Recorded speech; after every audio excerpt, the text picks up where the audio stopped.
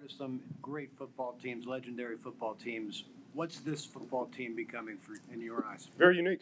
I try not to go back and look at things that and compare and contrast. I think I'll do that in the end of my career, and once it's all said and done, I hang the cleats up. But this is a special team. Guys care about each other. Guys care about winning. Guys go out there and execute, and they fight to the last second, and that's what's special. It's not always perfect. It's not always how you draw it up.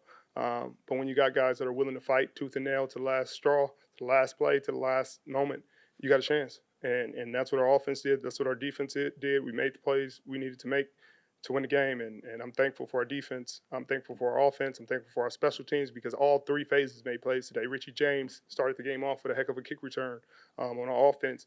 Jimmy G made some great plays. KB came through in the clutch. During the whole game, Debo was making huge plays. Juice came through in a huge play.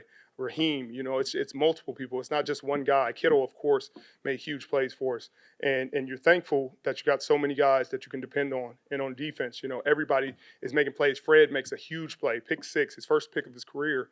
And it's a pick six in a big game on Sunday Night Football. Saturday Night Football, whatever this is. And that's what you appreciate. You appreciate guys understanding the moment but not panicking. Not panicking. They're playing great football, and they're really stepping up to the challenge. And that's what I honor. Winning so many games by just a field goal, is that the MO of this team? I don't know what the MO is. Winning, just win, baby. I know we're not the Raiders, but that's what it is. You just win, whatever it takes. Whether it's a point, half a point, quarter of a point, 3 points, 40, it's a win. And that's what we need, especially going down the stretch. You got to, like I said, you got to win these weird games. You got to learn how to win every way you can, and that's what you got to do in the playoffs. So this was another great lesson. When's the last time you saw a team convert back-to-back 3rd and 16s on a final drive? I don't know. Remember, I think the only thing I can remember similar to that was the Patriots last year against Kansas City, where they converted like 3 third and longs. I don't know if it was 3rd and 16, but it was down the stretch. It was clutch. I think they threw it to Gronk every time. But that's the only thing I can remember that was that clutch down the stretch. And you got to give those guys credit. Jimmy standing in the pocket. He was getting hit all day. It takes really some confidence, some courage to stand in the pocket and still deliver those balls, to trust his O-lineman, the O-line standing up, during those clutch moments, giving him just enough time to get the ball off. So all those things come into effect. You're thankful. You're thankful for all those guys. How did you? I apologize if you've been asked, but what was just the mindset in terms of CJ and the Beathard family tonight for this team? Well, you feel, that's another brother. We feel for him. We're hurt, and we wanted to do everything we can to give him something positive.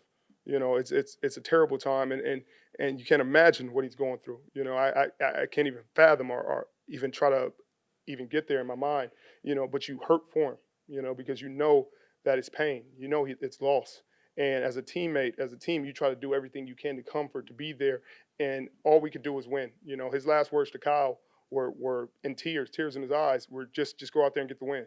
And that's all we could control. That's all we could give him right now. If that gives him any kind of solace, if that gives him any kind of smile or anything, during this very tough time, that's all we could do. And when he comes back, we'll be there for him. We'll be in his corner. We'll talk to him. We'll stay with him. We'll be there for him as much as you can. But there's no way you can quantify that. Football is a game. This is a game. This is a game kids play. It's not that important. What he lost, is something that's irreplaceable. That's family. Family is not, this is trivial. And I'm sorry to go on a rant, but it's just not that important. It really puts things in perspective because this is, we wanted to go out there and win, but your mind's not on the win. You know what I mean? Your mind's on family, and it sucks.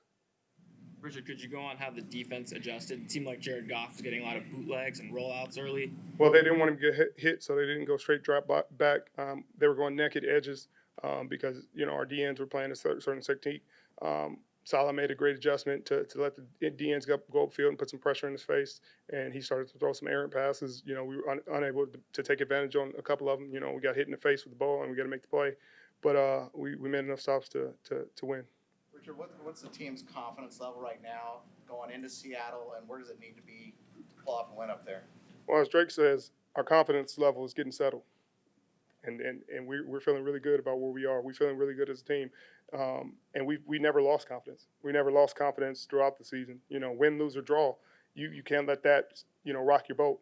It's just waves. It's just the ocean. You're going to get big waves, you're going to get small waves, but you just got to steady the boat. The ship's going to keep floating, and we got to keep moving on and keep moving towards our destination. And that's the plan. So, we've had some bigger waves, rock the boat, but we got some great leadership. We got some great players. We got some poised young guys and some great coaches that quickly steady the ship.